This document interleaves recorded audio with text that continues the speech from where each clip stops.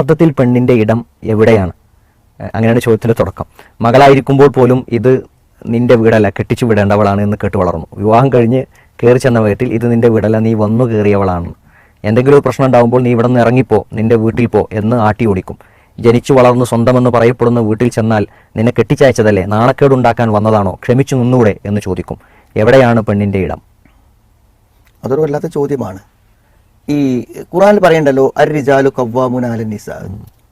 എന്താണ് അതിന്റെ അർത്ഥം? സ്ത്രീകളെ എന്താണ് കൈകാര്യം ചെയ്യുന്ന, നോക്കി നടത്താൻ അതിന്റെ കടമാർക്കാണ് ഒരു പുരുഷനിൽ നിക്ഷിപ്തമാണ്.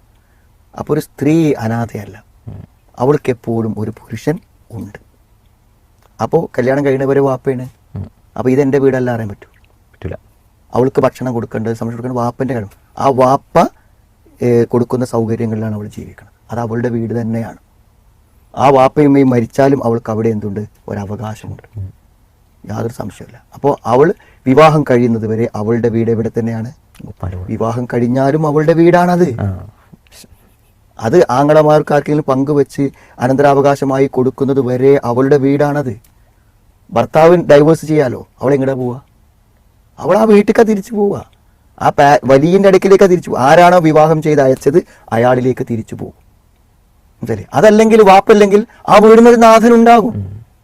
അതൊരാണായിരിക്കും, ജ്യേഷ്ഠനാവാം, അനുജനാവാം. അയാളുടെ സംരക്ഷണത്തിൽ അവൾ ജീവിക്കും. വിവാഹം കഴിഞ്ഞാലോ ഭർത്താവാണ്. അപ്പൊ ആ ഭർത്താവ്, അപ്പൊ അവൾ വീട്ടിൽ പോയി താമസിക്കുകയാണെങ്കിലും അത് ഭർത്താവിന്റെ അനുവാദത്തോടെയും സമ്മതത്തോടെയും സംരക്ഷണത്തിലാണ് അവിടെ താമസിക്കുന്നത്. മനസ്സിലായി? അപ്പൊ അവൾക്ക് അവിടെ താമസിക്കുവാൻ എന്തെങ്കിലും ബുദ്ധിമുട്ടുണ്ടെങ്കിൽ അത് അവൾ ആരോടാ പറയേണ്ടത്? ഭർത്താവിനോട്. എന്റെ വീട്ടിൽ ചെല്ലുമ്പോൾ അവർക്ക് അവിടെ നിൽക്കാൻ ബുദ്ധിമുട്ടുണ്ട് എന്ന് പറയാം. അപ്പൊ അയാൾ അതിന് സൗകര്യം ചെയ്തു കൊടുക്കണം. അവൾ വീട്ടിൽ പോകണ്ട, അവൾക്ക് ഇഷ്ടമല്ലെങ്കിൽ എന്തിനാ വീട്ടിൽ പോകണത്? വീട്ടിലേക്ക് ആവശ്യമില്ലെങ്കിൽ എന്തിനാ പോകണത്? അപ്പൊ അവിടെ ഒരു ഗാർഡിയൻ ഉണ്ട്, അയാൾ ഉത്തരവാദിത്വം. അപ്പോൾ എവിടെ ഒരു സ്ത്രീ വിഷമം അനുഭവിക്കുന്നുവോ അവിടെ ഒരു പുരുഷൻ ഉത്തരവാദിത്തത്തിൽ വീഴ്ച വരുത്തിയിട്ടുണ്ട്. എവിടെയെങ്കിലും ഒരു സ്ത്രീ സങ്കടപ്പെടുന്നുവെങ്കിൽ ആ കണ്ണീരിൽ ഒരു പുരുഷന് പങ്കുണ്ട്. അത് വിവാഹം കഴിയാത്തൊരു പെൺകുട്ടിയാണെങ്കിൽ വാപ്പയ്ക്ക് പങ്കുണ്ട്, വിവാഹം കഴിഞ്ഞവളാണെങ്കിൽ ഭർത്താവിന് പങ്കുണ്ട്. അപ്പോൾ ഇവിടെ ഈ പറയുന്ന വേദനകൾക്കും സങ്കടങ്ങൾക്കുമൊക്കെ തനിക്കൊരിടമുണ്ടെന്ന് പോലും ആ കുട്ടിയെ ബോധ്യപ്പെടുത്താൻ വിവാഹം കഴിച്ചവൻ എന്ത് ചെയ്തിട്ടില്ല? സാധിച്ചിട്ടില്ല. അതുകൊണ്ടാണ് എൻ്റെ ഇടം എവിടെയെന്ന് ചോദിക്കുന്നത്. അതല്ലാതെ ഇത് മതപരമായ ഒരു കൺഫ്യൂഷൻ അല്ല, മറിച്ച് എന്താണ് അവളുടെ അനുഭവത്തിൻ്റെ ഒരു കൺഫ്യൂഷനാണ്. കാരണം ഭർത്തൃ വീട്ടിൽ അവൾക്ക് സ്ഥാനമില്ല, സ്വന്തം വീട്ടിലേക്ക് പോകാൻ പറ്റുന്നില്ല.